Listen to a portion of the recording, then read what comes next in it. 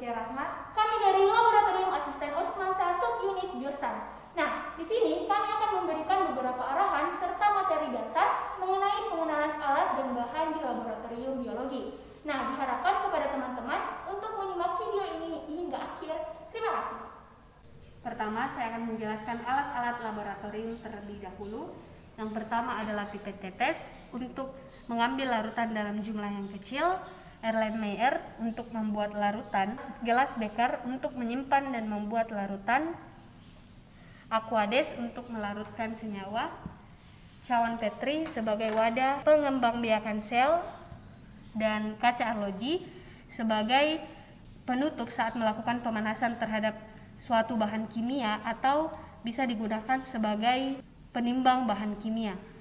Selanjutnya adalah segitiga porselen untuk menyangga saat pemanasan, dan kawat kasa sebagai alas untuk menahan gelas beker, misalnya seperti ini. Selanjutnya adalah kaki 3 sebagai penyangga spiritus dan spiritus untuk memanaskan larutan. Baik, selanjutnya adalah tabung reaksi. Tabung reaksi digunakan untuk mereaksikan larutan atau zat cair.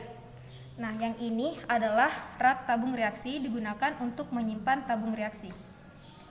Selanjutnya, ini adalah penjepit. Penjepit digunakan untuk menjepit tabung reaksi saat sedang memanaskan larutan atau zat cair. Selanjutnya adalah corong. Corong digunakan untuk memindahkan larutan atau zat cair dari wadah satu ke wadah lainnya. Selanjutnya adalah gelas ukur. Gelas ukur digunakan untuk mengukur volume zat. Selanjutnya adalah lup. Lup digunakan untuk memperbesar objek kecil. Selanjutnya adalah mortal dan pastel. Ini adalah mortal dan ini adalah pastel. Mortal merupakan wadah dan pastel adalah penghalus untuk zat padat. Saya akan menjelaskan fungsi dari kancing genetika. Kancing genetika berfungsi untuk menghubungkan antara satu genetika dengan genetika lain yang nantinya dicocokkan apakah sama atau tidak. Ini adalah ABO screen, berfungsi sebagai reagent dalam pengujian golongan darah. Dan yang ini adalah blood lancet, digunakan untuk pengambilan sampel darah dengan cara menusukkan blood lancet ini pada ujung jari. Selanjutnya, saya akan menjelaskan simbol bahan berbahaya. Yang pertama yaitu mudah terbakar atau flammable. Contoh bahannya yaitu bensin, kerosin, dan alkohol. Perlakuan pada bahan tersebut dijauhkan dari sumber api. Yang kedua yaitu iritan atau iritasi. Contoh bahannya yaitu alkohol, uap bromin. Perlakuan pada bahannya yaitu hindari kontak langsung pada kulit. Yang ketiga yaitu oksidasi. Contoh bahannya yaitu hidrogen peroksida. Perlakuan terhadap bahannya jauhkan dari sumber api, panas, dan yang keempat yaitu beracun. Contoh bahannya yaitu merkuri, sianida, dan gas bromin. Perlakuan pada bahannya jangan diminum, dihirup, ataupun dicicipi.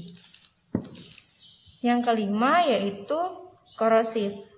Contoh bahannya yaitu asam sulfat, asam nitrit, potasium hidroksida. Perlakuan terhadap bahannya yaitu jangan sampai mengenai kulit. Yang keenam yaitu mudah meledak atau eksplosif. Contoh bahannya yaitu campuran dari hidrogen dan oksigen. Perlakuan terhadap bahannya jangan diletakkan di dekat tempat yang panas ataupun sumber api. Yang ketujuh yaitu radioaktif. Contoh bahannya yaitu uranium dan plutonium. Perlakuan terhadap bahannya jangan sampai mengenai bagian tubuh. Baik, di sini saya akan menjelaskan bagian-bagian pada mikroskop. Namun perlu diketahui bahwa mikroskop ini merupakan sebuah alat optik yang terdiri dari 2 buah lensa yang berfungsi untuk melihat benda-benda renik atau benda-benda yang sangat kecil agar terlihat lebih besar. Nah, selanjutnya saya akan menjelaskan bagian-bagiannya. Di sini kita memiliki lensa okular. Lensa okular di sini berfungsi untuk membentuk bayangan maya tegak dan diperbesar dari lensa objektif. Nah, selanjutnya itu terdapat tabung di sini. Tabung berfungsi untuk mengatur fokus dan menghubungkan lensa objektif dengan lensa okular. Selanjutnya yaitu pengatur fokus kasar atau makrometer. Pengatur fokus kasar di sini berfungsi untuk menaik turunkan tabung secara cepat. Bisa dilihat. Selanjutnya yaitu pengatur fokus halus atau mikrometer yang berfungsi untuk menaik turunkan tabung secara lambat. Selanjutnya yaitu pegangan. Pegangan di sini berfungsi sebagai pegangan pada mikroskop. Nah, selanjutnya yaitu klip penjepit atau klip penjepit kaca. Nah, klip di sini berfungsi untuk menjepit kaca yang melapisi objek agar tidak mudah bergelap. Selanjutnya di situ terdapat revolver. Revolver di sini berfungsi untuk mengatur perbesar lensa objektif dengan cara memutarnya.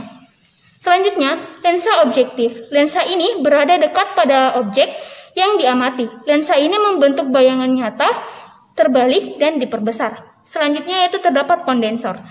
Kondensor di sini dapat dilihat berfungsi untuk mengumpulkan cahaya yang masuk. Alat ini dapat diputar. Selanjutnya yaitu sendi inklinasi. Sendi inklinasi di sini berfungsi untuk mengatur sudut atau tegaknya mikroskop seperti ini. Selanjutnya yaitu terdapat cermin. Cermin di sini berfungsi untuk memantulkan cahaya ke dalam mikroskop. Terdapat lensa cekung dan lensa datar di sini.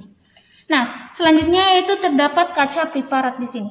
Kaca priparat ini merupakan sebuah alat yang berfungsi untuk menempatkan objek yang akan diletakkan di sini ketika terdapat objeknya. Baik, mungkin sekian penjelasan singkat dari kami mengenai alat dan bahan yang berada di laboratorium biologi. Sekian dari kami. Wassalamualaikum warahmatullahi wabarakatuh.